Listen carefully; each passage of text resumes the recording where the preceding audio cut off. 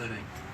My stepdaughter was a murder victim her senior year at NU in 2000, and her killer was never prosecuted, and that has stayed with me all my life, as it always will.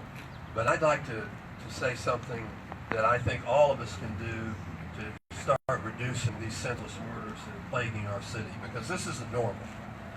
The number of murders we have in the Kansas City area is not normal for a big city. Kansas City in 2017 ranked 5th in the nation in homicides per 100,000 people among big cities. That ain't normal. And I think there's things that all of us can do to reduce that. Number one, the city of Kansas City has already taken some major steps in increasing the reward for tips that lead to an arrest or filing of charges on any homicide in Kansas City, Missouri.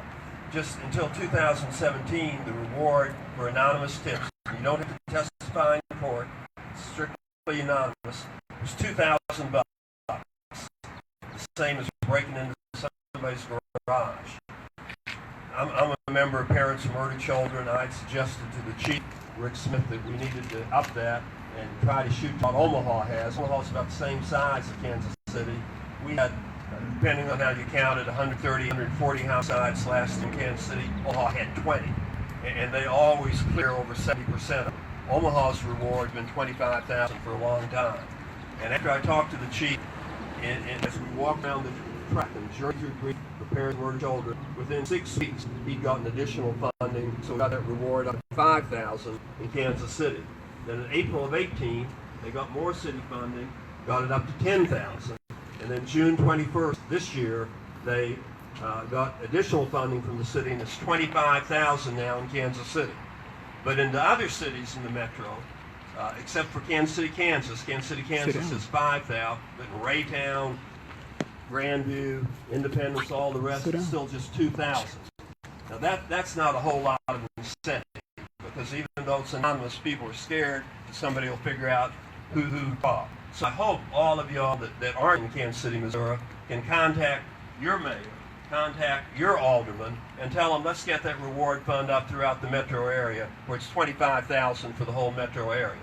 And another thing you can do, when you see the media in Kansas City, and if they mention there's a reward for tips on a homicide, and say call the tips hotline, and don't mention the amount, give them a call and ask them to put the amount in, because raising that amount doesn't do any good if nobody knows about it.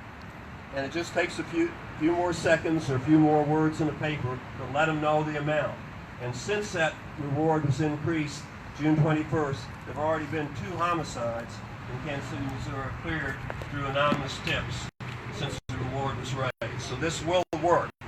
And people say it may not be a deterrent. I don't believe that. I think it is a deterrent. But also, as the folks of Corey's network know, the man who murdered Corey committed other heinous crimes before he finally confessed.